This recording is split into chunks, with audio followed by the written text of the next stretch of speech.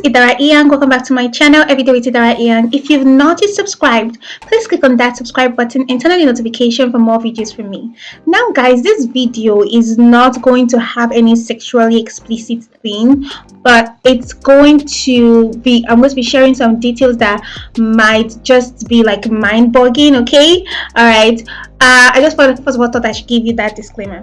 Let's get into the gist. Now I'm going to be talking about what these slay queens or these Instagram models, what they do to get cool cash. Okay, this is not just limited to only Nigerians, US, Europe, wherever. Okay, what other slay queens, Instagram models as they are usually popularly called, what they do to get money. All right, now guys, let me start from Nigeria because I am a Nigerian and most of my audience, they are Nigerians. Okay, so this is how the gist usually goes down. You see a lady, maybe just finished secondary school, most times finish university.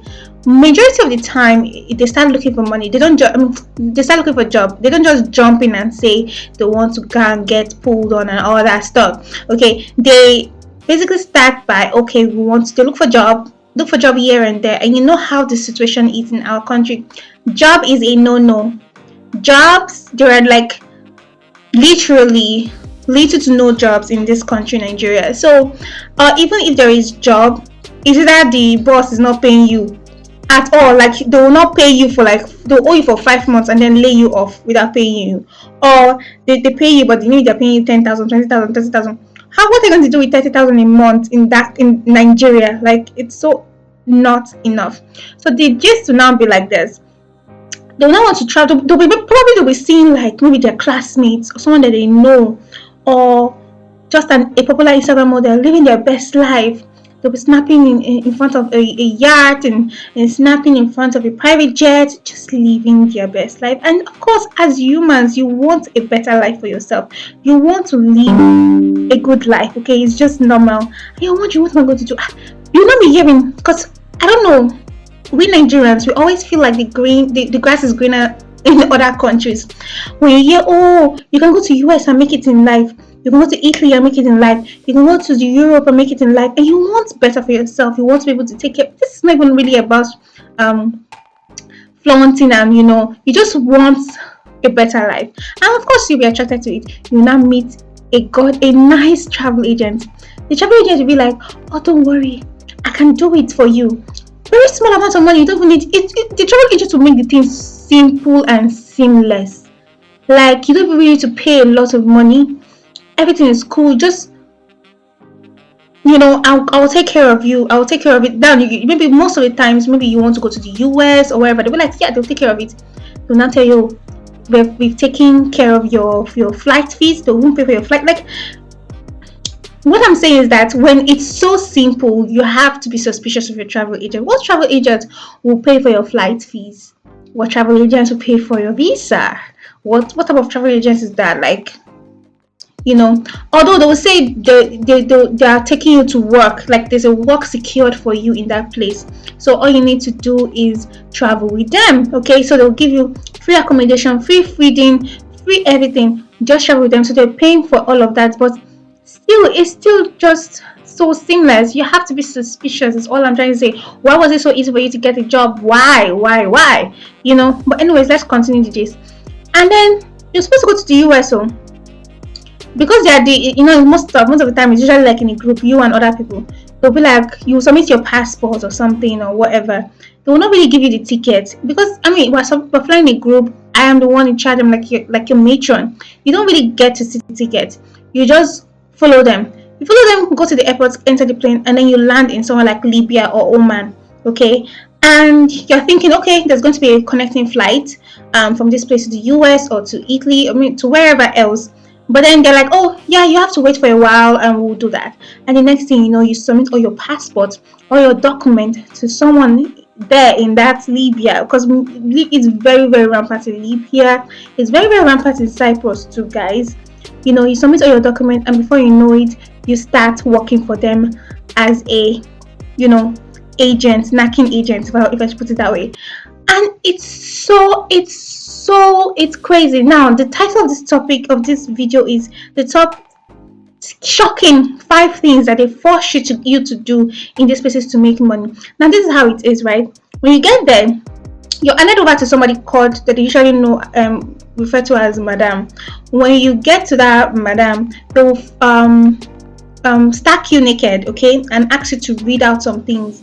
Like you'll be like, oh, I do this for money, I bleed for money, I bleed for money. You read it out and you're stacked naked. They make a video, and then they ask you, after making the video, they now tell you that you must give a total sum of like 20,000 to 30,000, 40,000, 50,000 euro to this madam, before you'll be let free to go off and do your own life. Now, basically, most times, remember I told you that the processing of the visa and everything just seems so easy and seamless. Most times, you're actually illegal.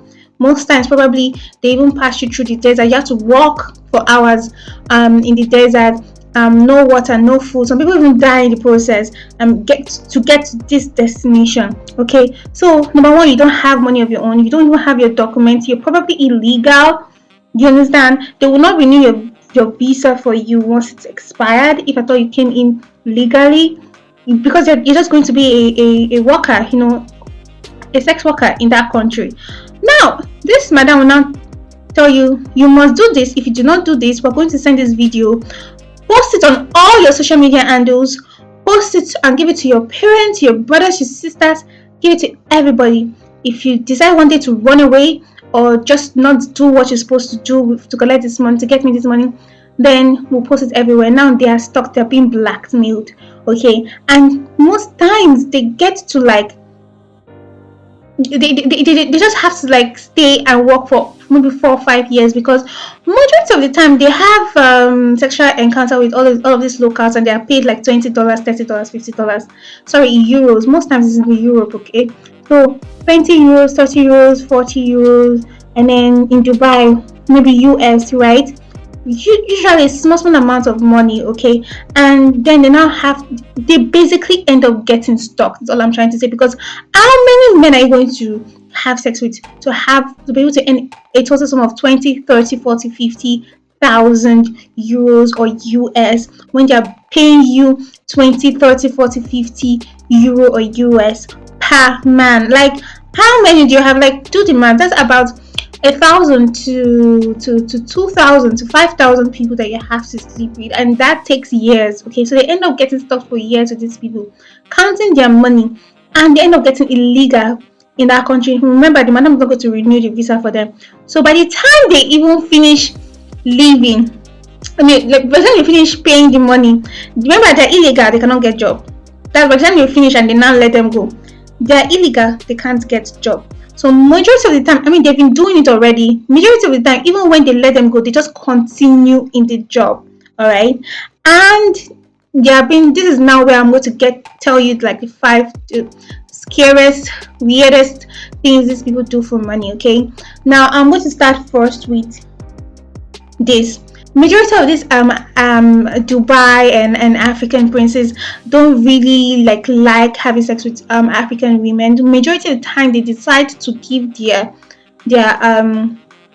based on the gist I've heard, they decide to give this sexual experience to their dogs or to their animals. Mostly it's usually dogs. So remember, these ladies now, they are free now, in quotes, from their madam, but they can't get a job. So, and then this Arabian prince is like, okay, I don't want anything to do with me, but you can do it with my dog. And guys, this is what I've heard, it's actually more lucrative if you decide to do it with animals than you doing it with a human being. So whereas you're earning 20, 30 US, when you do it with a man, you're earning like 100, 150, 200 US when you do it with an animal, okay, per animal. Okay, now sometimes depending on, now this is people that don't really have that slayage in them. If you are a slay queen, majority of the time your fee is usually higher. You end up being in a night earning like 5k, 10k, 20k, 30k. okay, but if you're not like an Instagram slay queen, you're just someone they just look ordinary and just they found you and all, then it's going to be like 100, 200 US. That's the gist in town. Okay, so the first one is you having sex with their animals. It could be dogs, it could be camel. I even saw a chat. I can't post the chat here because of copyright claim. This man was asking her to do it with his camel. Crazy. You know, it's Dubai now. I think they have camels in Dubai, yeah. And then there's horses and monkeys and all. Okay, it's crazy. It's insane. That's number one. Number two, the second one is they actually ask you to. It's called coprophilia, I think, where they ask you to open your mouth wide while they poo in it. All right, and they expect you to chew on it. If you do not chew on it and lick and all that, you're going to the money they're going to give you is going to be half. Like it's not going to be full. So let's say you agree for 10k. If you don't eat it and swallow it and all that, maybe your money will be like 5k or so US and all that. For that one, eating pieces is actually even more lucrative than having sexual encounter with men or having sexual encounter with dogs and animals. They pay you way higher. Like you can make in one night 10k, 20k. It's so crazy. It's so insane. I think the crazier it is, the weirder it is, the higher the money you can earn. All right, even the animals. If it's weird animals, maybe like a horse, you could actually earn like 10k, 20k, even higher than the feces. Okay, so it just the weirder it is, the higher the amount of money they're willing to pay you. All right, so that's the second one. The third one, I wrote them down in case you're wondering why I'm looking. The third one is that we ask you to actually eat sanitary pad, like not the clean one that nothing is, the blood is on it, the menstrual blood is on the sanitary pad. They ask you to chew on it and drink whatever blood you can find there, but basically you're supposed to chew on it and get everything into your system, and they pay you high for it.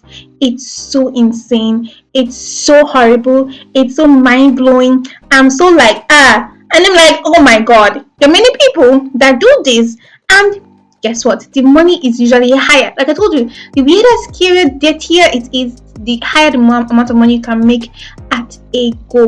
Now all of these fresh Instagram slay queens that are looking like today's bread, this is what they do, and then they do it this night, they make their maybe 50k even, and then next morning they're looking fly, wearing nice dress, looking like they can't hurt a fly. Like nobody can do this and actually come out sane.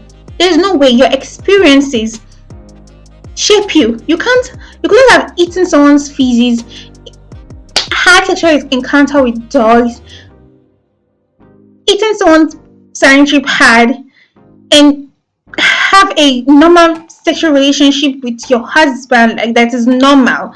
Or let's move on. That's the third one. Now the fourth one, sorry, like I said, if you see me looking down, it's because I'm trying to look at my note. I've told you three. The first one was sexual encounter with animals. The second one was eating pieces. The third was eating the sanitary pad, drinking the blood and all that. The fourth is this is so weird. This is really weird. The man urinating into the lady's opening. I'm trying to keep this in PG-13, okay? The pecus. If I'm speaking to Nigerians, I'm pretty sure you should know what pecus is, okay? So basically, they'll both, this is how it goes down. They'll both be naked in the room, I think. Majority of the time, they'll be naked, and then the lady is supposed to use it and then open it wide. You know, like open it wide enough so that it can shoot in and pee into the hole. And it's like, oh my, mind blown. It's crazy. It's insane. And these ladies do it, like I told you, they higher the pay. The weirder the stuff they're supposed to do, the higher the pay, okay? The higher the pay. Now the fifth one is something that everybody already know. They're supposed to like hawk sex. So the fifth one is hawking sex, which is something that happens everywhere. So the people that travel to this Dubai, Libya and all that, they do it a little bit different, or even maybe it's the same in Nigeria. Basically, there are hotels for this. And those hotels, there are sex units, okay? So basically, the hotel is just to have, like, it's for sex, to have sex, not to come and stay and sleep. So they take the man there, or the man takes them there. And in this sex unit, in different parts, you just go and you perform the acts that you're supposed to act. Maybe it's the BDSM or normal missionary or whatever. Basically, you go to those sex units and just have your sexual encounter with them, with the man. And sometimes you can have multiple clients in one night. So maybe this one will come, this one will be for 30 minutes, you finish, another one. They'll just line up. They know how they do it basically.